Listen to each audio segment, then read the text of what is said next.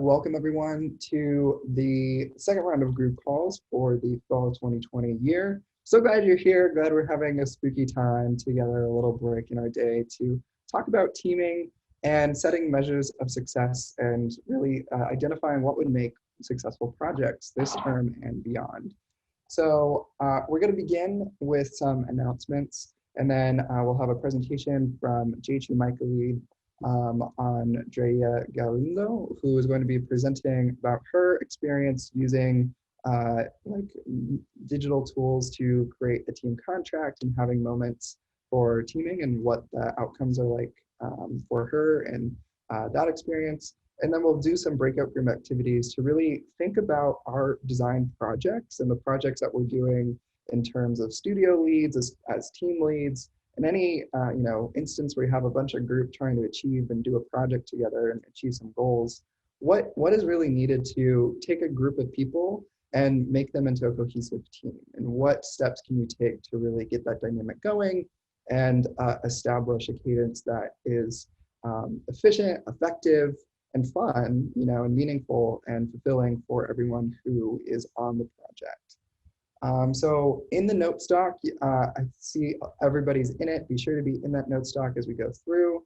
And we have some announcements. Starting us off is that the Dfa Spark Series is returning for a fall season. You can sign up now in the Eventbrite.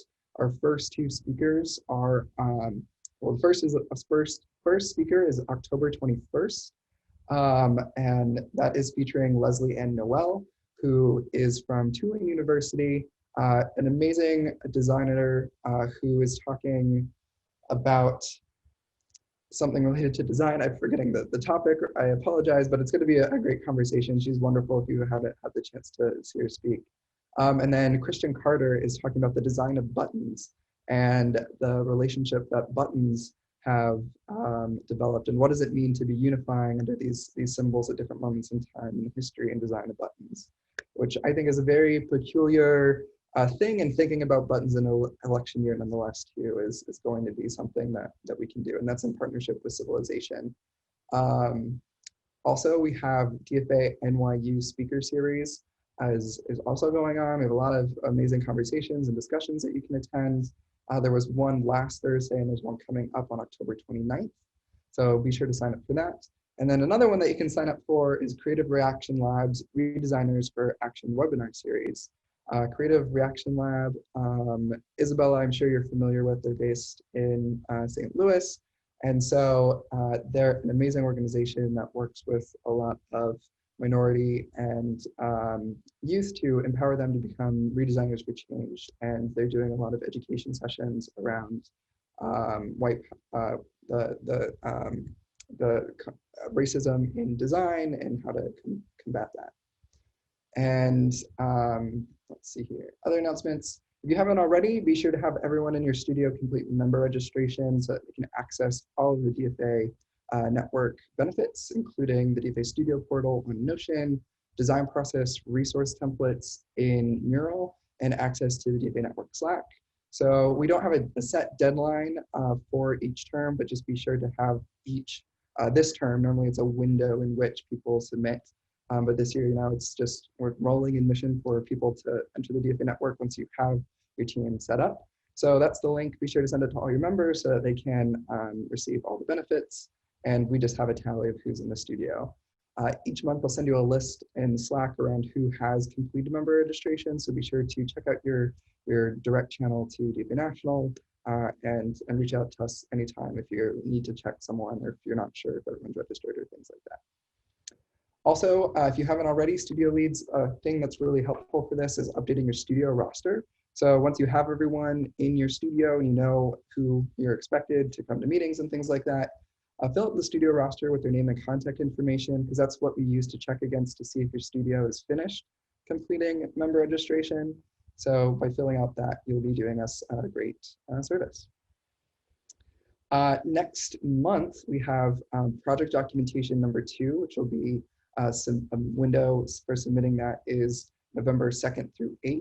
So project documentation is a monthly snapshot that we ask all teams and require all teams in the Dfa network to submit so that they can have a record of the work that they've done as well as get in the habit of documenting their projects, which is just a helpful moment and check.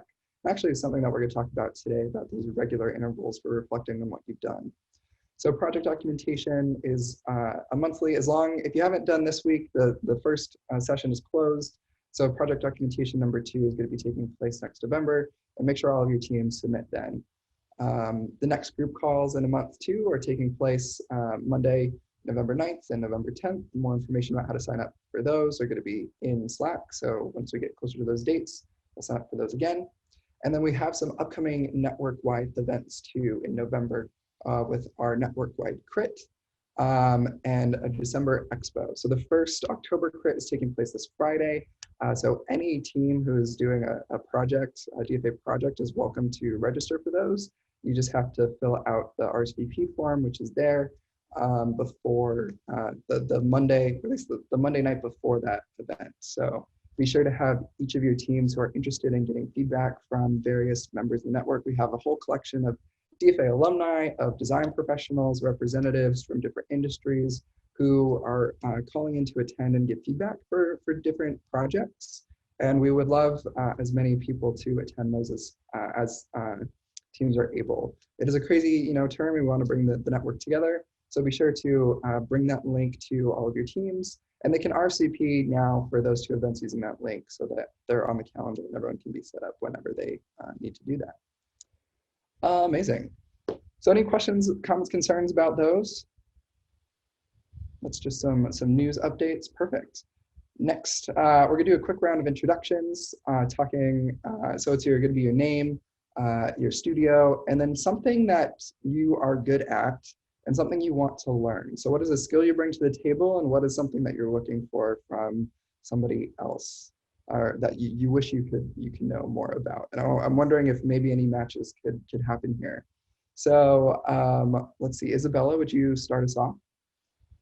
Yeah, sure. Hi, I'm Isabella. I am a junior at WashU right now. My co-president Laura is unable to join us, but I'm sure she says hi. She's here in spirit.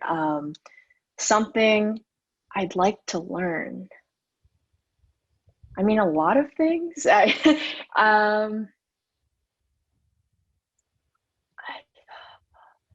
I'd like to learn a little bit more about philosophy, I would say. Pretty sort of broad topic, but I don't know. I think it's really fascinating and also interesting and relevant to everyone's life. Something I think I'm good at. I have quite a bit of experience with design and Adobe Creative Suite software. So there's that. Amazing. Which one do you prefer, like out of all of the suite? What's your favorite tool? Probably Photoshop. My background is in fine arts, so I love being able to kind of draw virtually and have so much freedom there. Cool. Yeah. Cool. Let's see, Brandon. Sorry, there we go.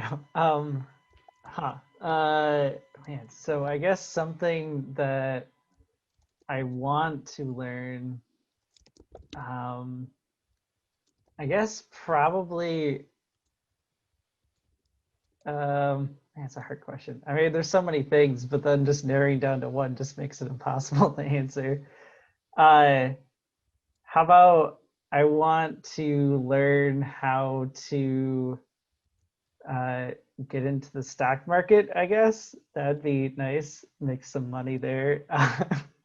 And something that I would say I'm pretty okay at is, at least in this current moment, is data visualization with like coding and stuff, because that's kind of my whole degree. So I hope I'm kind of okay at that.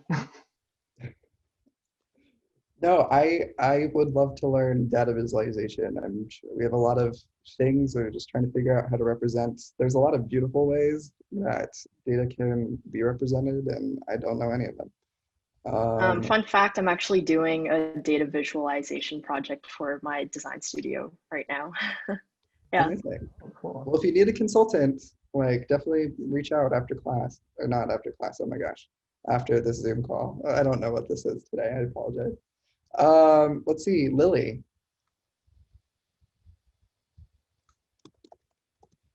Yes, hello. My name is Lily. I am a junior at the University of Alabama. And one thing that I would like to be better at is, or learn more about, is baking.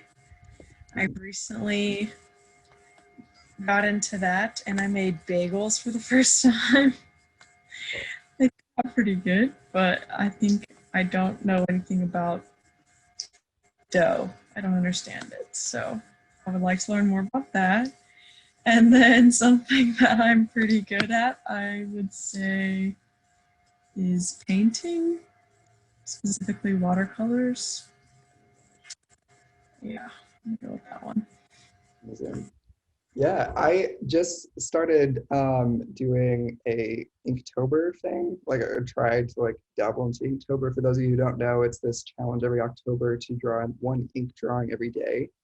And I haven't been keeping up with it, but I did one and I like tried to do some watercolor over it. And I was like, this is such a tough media to operate in. So I would love some watercolor pointers. Let's see, Michelle. Hi, sorry. Hi, I'm Michelle. I am a third year from the crew and CIA studio. One thing I'm good at is, I guess, conflict resolution. I'm like really good at like talking to both parties, and kind of leveling things out.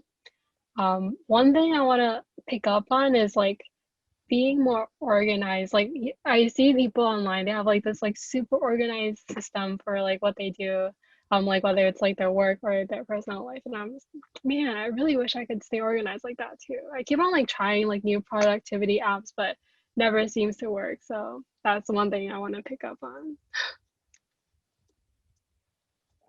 I empathize and identify with that too. I think there's always room for improvement and growth and trying to figure out how you do the things you need to do. And any insights from other people or learning how other people are doing things is very helpful. Let's see, Leah, I could hear, please. It's Leah. Yeah, I know some people have this spelling in their Leah, but I'm Leah. I'm a third year at the University of Cincinnati. Something I think I'm very good at, especially as it pertains to like DFA and sharing design research and design projects, is just sort of communicating with people the process that was taken to get somewhere. I'm known to be the best one to transition between topics at our pitches every semester, because somehow I find a segue every time. It's a little bit niche, but I really like public speaking, and I know a lot of people hate it. Something that I want to get better at. I'm the last person to go, and I still don't have like a concrete answer. But I might echo what Michelle said, because I feel the same way. My room looks like a tornado went through it right now, because I have like 75 different things going on this week particularly. So I definitely resonate with that right now. Yes. Cool. I think, yeah, everyone is got some cool things to contribute and growth areas that they want to pursue, and that's awesome. I'm Ross. I'm good at Pokemon, and I want to learn more about like coding. Like I've just been interested, but I've never gotten into the computer science world. So that's something that I would love. But if you need any like Pokemon info, like I'm a nerd. Perfect. Okay, so jumping into the group call, unfortunately, I don't know where Andrea is, so that's sad. But we'll jump into the activity, and I just pinged her, so hopefully she'll be able to join us. But I haven't found any comments from her yet. So what we're doing today is a conversation around taking the design process and applying it to our projects and the way that we think about the projects that we're doing.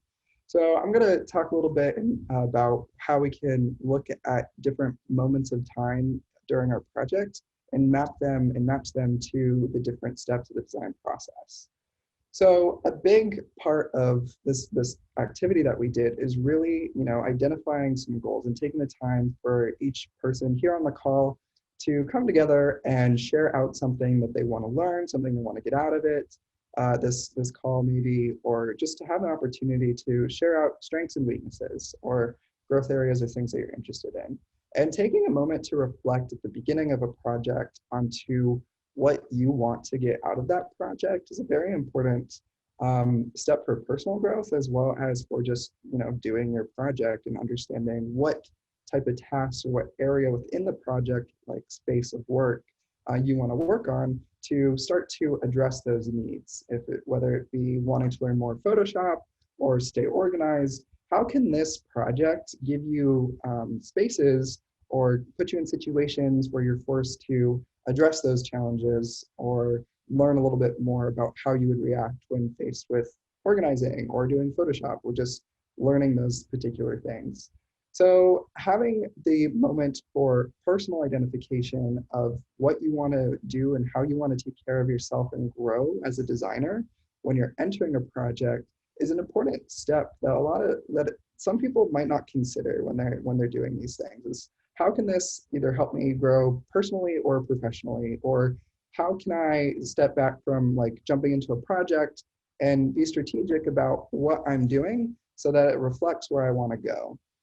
So taking the moment to identify personal goals and just making sure that those are identified and for yourself and then communicated to the rest of your team is very helpful in making sure that whether you're a team lead or a team member, you are on the same page with everybody about what you want to contribute, in addition to like the normal things that you have to do while you're working on the project, but things that you can do to grow and see if anyone here matches or can help you achieve those things that you're doing.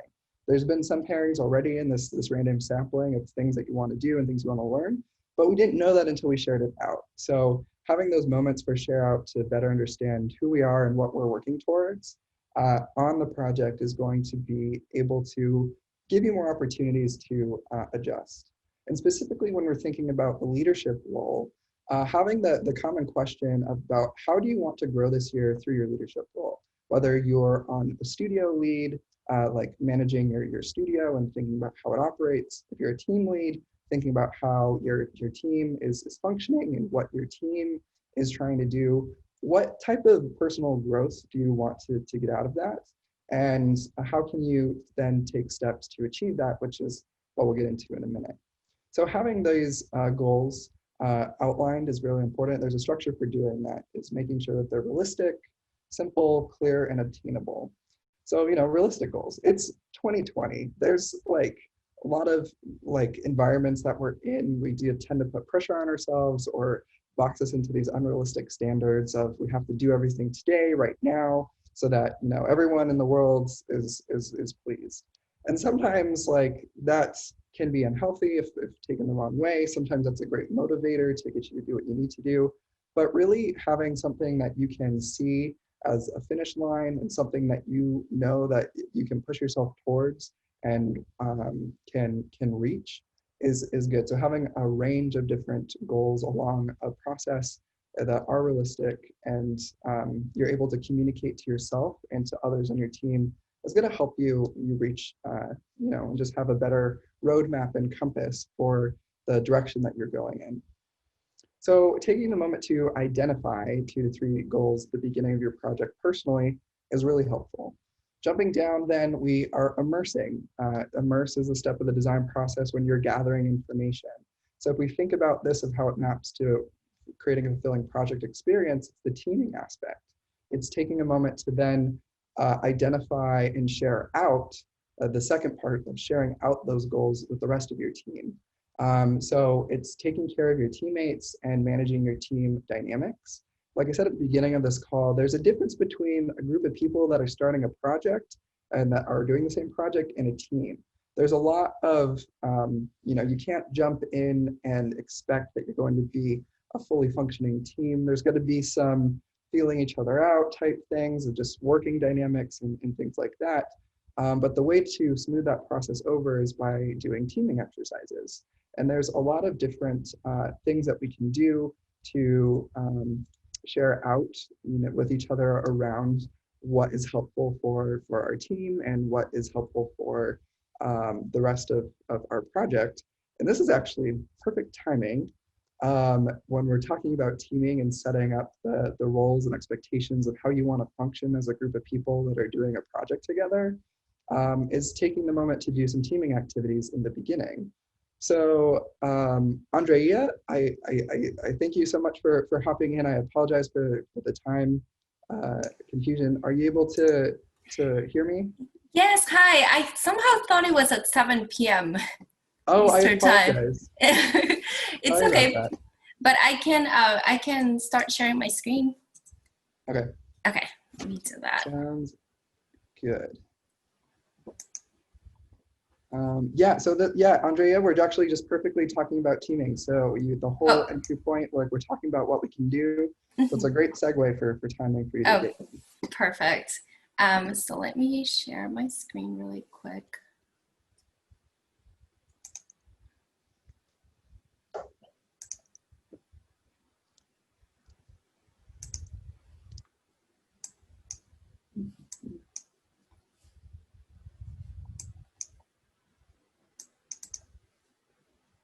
But does anyone have any questions? So as we're entering this in, waiting for the presentation to pull up, think about what teaming activities have been good for you, or an experience for your team where something was working, something wasn't working, and you'll be able to get a little bit more out of it. Okay, I'm all set. So hi everyone, my name is Andrea and I am the team lead for the CVS project, the national project, and I'm part of the JHU MICA plus Stanford studio. And here are my teammates, as you can see, Caress, Ellie, Ali, and Chidi. And as you can notice, all of us are coming from different universities, but also different programs. So that's why it was really important for us to kind of set team norms as we got started. So pretty much our first meeting was spent on setting expectations, agreements, and team norms. And the first thing we covered is meeting logistics. So this is where we decided when we wanted to meet and for how long we wanted to meet for. So our particular team wanted to meet for 90 minutes because we thought that this was the perfect time to keep our weekly meetings productive and have a separate 30-minute call where we would mostly do stand-ups and we would talk about any roadblocks that we were experiencing throughout the week. So this was an opportunity for us to provide support for each other. And we also wanted to think about what is the best way that we want to communicate with each other, since oftentimes we have different communication platforms that we're using. So we didn't want this to become another burden for us. So we decided to use WhatsApp as a way to kind of create a group chat and talk to each other through there. And next, we spend some time trying to understand each other's work styles. So we talked about when we feel the most productive. So as you can see, a lot of us are night owls. So we do like to do most of our work at night. And the reason why this is important to understand when you're working in a team is because oftentimes if you set a deadline, for example, let's do something by Friday, you'll have your morning people that would get everything done early in the day, but you'll have your night owls that will show up at 9 p.m. and that's when they will start doing your work. So that's important to know about your team, as if you come in and look at a document, you feel like, oh my God, it's not done. They might just need a later time to come back and do it. Another thing that we talked about as a team was how we wanted to deal with conflict. So we agreed that we wanted to be honest with each other and be able to provide feedback as needed. We then covered, oops, I apologize for that. We then covered how we want to reach consensus, especially when we do have conflicting ideas. Sometimes we get really passionate about a particular idea of how we want to solve a problem, and you want to be able to have those conversations about how you will come to a decision. We also talked about how we wanted to hold each other accountable. So we agreed as a team that we wanted to use our stand-ups as a way to share our progress and address any issues that we were having with the deadlines. And most importantly, we agreed that we wanted to make that person that was not meeting deadlines buy us all ice cream. So that was a rule that we came up as a team. Lastly, what we did is we talked about what each of us wanted to gain from this project. So not just, overall, like what are the expectations of the project or the deliverable, but also what we as individuals wanted to get from this project and what skills we wanted to cultivate and what roles we wanted to take on as a team. And folks shared that they wanted to enhance their client presentation skills. Other people really wanted to get more experience interviewing or practice prototyping as well. So why is setting team norms important? It is important because it creates shared responsibility. Also, it allows you to hold someone accountable, and you can always have the contract to refer back to. So you can say, we agreed that we were going to let each other know if we needed help meeting a deadline, and you can always use that as a reference. Also, if there's conflict that you're experiencing, having this contract can help facilitate conversations, and it gives you permission to give each other feedback. So what can happen if you don't have a team contract? So I thought it would be helpful if I share an example of a time that I didn't have a team contract.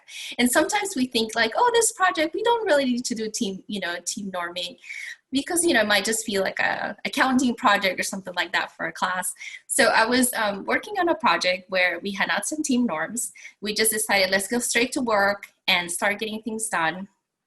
But we all had different schedules, and oftentimes we completed our work at different times. So one of our teammates was always pretty busy. So he would do his work much later in the day, and other team members started assuming that he was not going to complete it on time and started panicking. So they would go in and start doing all the work.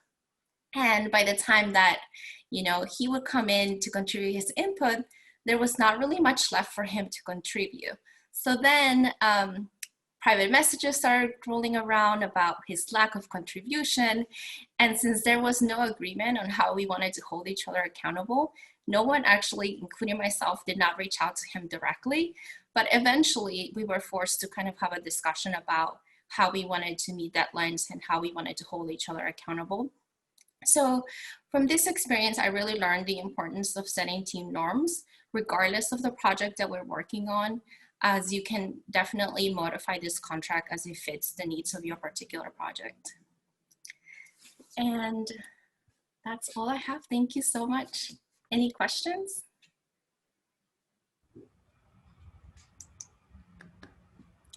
Thank you so much, Andrea. Any questions, anyone?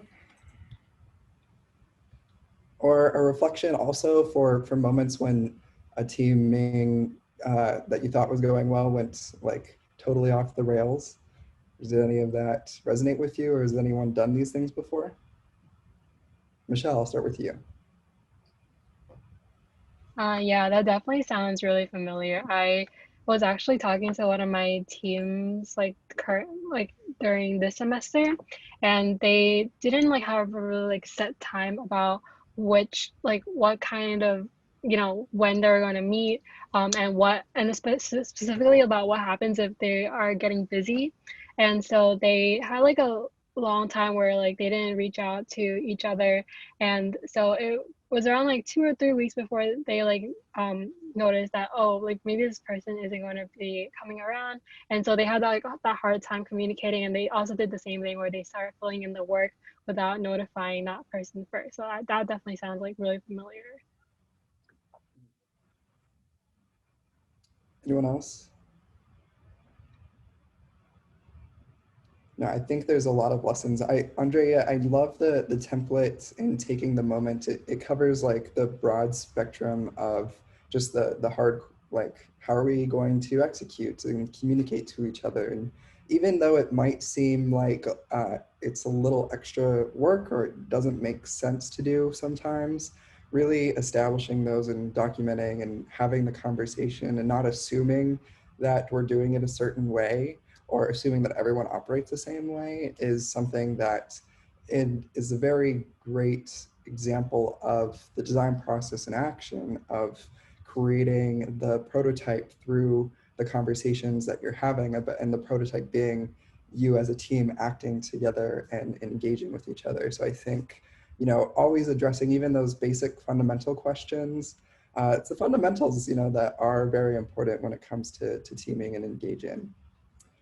Thank you so much. So we can jump into the rest of the project, or not the project, but this conversation here in preparation for the activity that we're going to be doing based on teaming. And so we're in this notes doc for anyone who just popped in. We're on page 2 going into page 3, talking about, we just did the immerse. So if we're thinking of teaming and the whole design process and the formation of your team and the way that you execute your team, the conversation, Andrea's presentation, really is helpful for thinking about taking care of yourself and managing those team dynamics. There's a common phrase called forming, storming, norming, and performing, which kind of is the grand like play, like order that teams usually function in. There's teams form, they kind of adjust, and there's a little friction, and then they get used to it, and then they can go. So it's how fast do you want to get from your storming phase to B, or what can you do to mitigate that and make it not a hindrance for your project. So after you have this teaming dynamic and you know how you're going to function and you have shared out the goals that you're doing, you want to reframe your project. So the reframe step in the design process is really putting constraints on the directions based on the insights that the directions that you're going for ideation to have a clear vision for how you want to execute. It's based on the insights that you gather through immerse. So in this case, through the ways that you've established with your team. And there's 3 key points for reframe. It's setting your how can we statement, setting design criteria, and your measures of success. So reframe is all about giving you the correct trajectory that you want to go when you're doing your project and setting the goals that you want to achieve. So the how can we for any of the projects that we want to do could be how are we creating a meaningful project experience as a team? And that could be your overall, meta DFA project question about the experience of you as a group of people doing your DFA project. So you want to set some design criteria for yourself and for your team. Design criteria are the characteristics that you want your final output to embody. They are the descriptors of what the final product could have without even knowing what that final product is. This occurs before ideation so that you have something to check back to yourself. So after you do this crazy ideation, you come up with a bunch of ideas, you can then synthesize those against the measures of success and the design criteria that you set for yourself. So if you want your project experience to be, allow you to have a more professional development in it, like how can you then incorporate that as a guiding light into your project flow over the course of the timeline that you're doing your project. So maybe, you realize a priority is as you're doing your DFA project, you want to connect with more mentors to be influenced. So like what type of adjectives or descriptive words can you set for yourself when doing your project? So design criteria are like the goals for your team, the goals that you want to achieve, whereas you identified your personal goals. Design criteria are what you want it to be. How can you want the experience to have? Then you have the second part of this is measures of success. So how do you know when you will meet those criteria? So the distinguishing between the ideal product and the idea experience that you have for your team versus the steps that you're going to take to know that you've reached those is kind of the key differentiator between those two particular concepts. And so with measures of success, you're putting tangible goals and metrics that you want. So if you want open communication as a design criteria, you're setting up like, okay, everyone's going to check Slack once a day, and we'll know we succeeded through establishing that and creating those. So you're taking the time to really think about what you can do and what measures or things that you can do over time to see how you've improved from the beginning of your project to that performing stage of the teaming arc that everyone goes through. Next, after you have the design criteria and those priorities mapped through your measures of success and the goals that you shared out as a team, both for the team and you as a professional, you can then map your project's priorities and milestones to the timeline of your project. So, we have an expo that we're working towards in many cases as a DFA project. So what do we need to do to hit that particular expo? So you put the expo date on the calendar sometime at the end of the term, and you look backwards to see what tasks are needed to achieve those particular, to get to that end goal of having an expo that does X, Y, and Z. So being able to break those down, and then that's where you can start mapping out what other milestones you want to achieve. If everyone's attended the Spark series this term to learn more about the design process, like that could be a measure of success. Start mapping it out and putting some dates on calendars and committing people to those things. And you'll be able to really create the project timeline and calendar that fits your needs that you've created as a team. Then the last thing about that is synthesis. So we built, the project calendar, like we've prototyped how we envision by putting dates on the calendar, and we're testing it as we go through the timeline, and we hit those milestones and those dates come and go. And so synthesis is a good check to make sure that you are on track. It comes in the form of a team retrospective or a team retro. This is when you're just checking in with your team to look back at the design criteria and the goals that you've set for yourself and see if you're heading in the right direction. So you can think of the goals that you set as the compass, and the roadmap that you set is your calendar and the schedule that you put. And these are the checkpoints. So as you're traveling down that road, make sure you're heading towards the place that you want to go and you're not going in some other direction. So if something's not working, you can change it. If you need to create something different in your team contract, having these built-in spaces over the course of your project's timeline for conversation about, hey, are we still communicating this way? Or, hey, is something not working? Or do you feel like you're still having this goal? Is there anything we can do as a team to help you reach that particular milestone for yourself? Having those built-in moments of reflection is key for maintaining the course that you want to go, or realizing that it might not be the direction that you wanted it to be, and you can then change your course. So that's my map the design process to your project. Have clear steps along the way for interacting and engaging with your team, having those team contracts from Andrea's presentation to communicate and collaborate. And now we're going to put that to work here. We're going to now jump into an activity where we'll do a breakout group with 3 and 3 to create some teaming questions, identify goals, set some design criteria and measures of success for your project, and really think about reflecting about what's the best case scenario for a project this term versus what is not the best case, or what's the salvageable scenario that if COVID gets in the way or if some life event happens, what is the key thing that is very important that you want people to get from this project experience. So I made some breakout groups before this call, but some people are not here, so I have to remake those. But we'll do 2 breakout groups, and let me assign some people. So Andrea, Brandon, and Leah, you're going to be breakout group 1. And then Lily, Michelle, and Rachel, you'll be breakout room 2. And so in this doc, there's breakout group 1 with the worksheet embedded in the Google Doc, and there's breakout group 2 with the worksheet embedded. And so we're going to spend about 10 minutes, try to get through as many as possible for those check-ins. And I'll hop from room to room, spend 5 minutes at each to give you feedback on that. So any questions about what we went over or what we're about to do?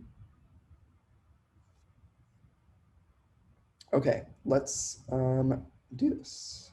There you go.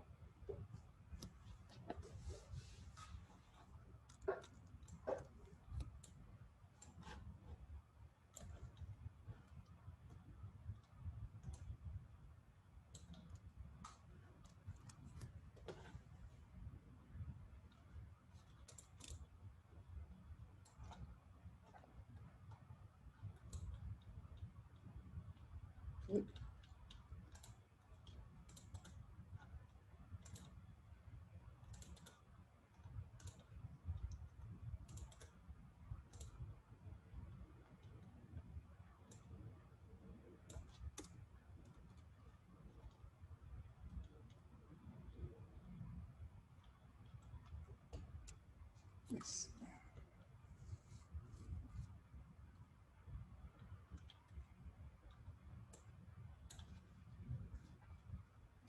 Hey Siri, set a timer for 3 minutes.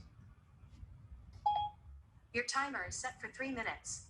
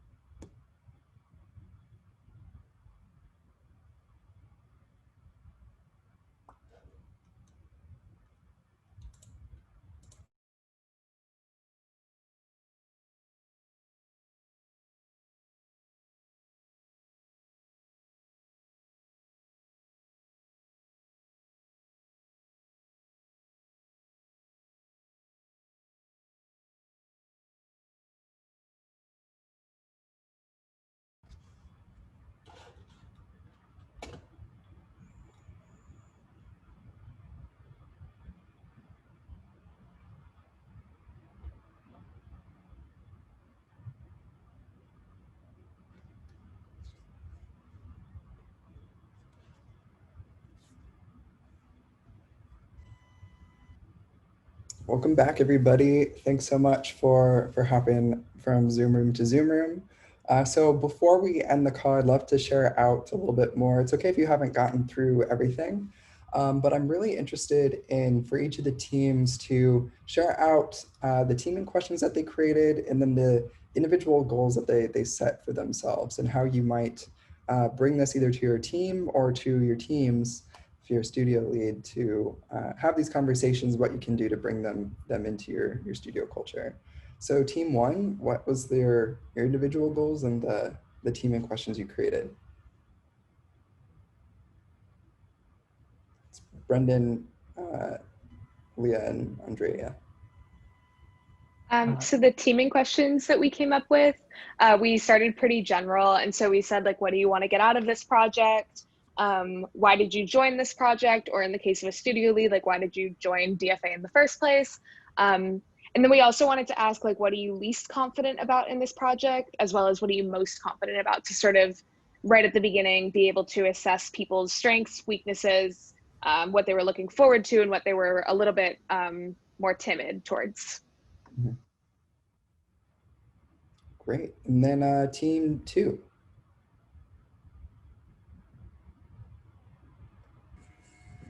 So our teaming questions were focused on like the individuals, and so we asked, like, we want to ask, like, what do you want to get out of DFA, and then what do you want to get out of life, like outside of DFA, in order to shape the experience or help shape their experience to achieve those goals.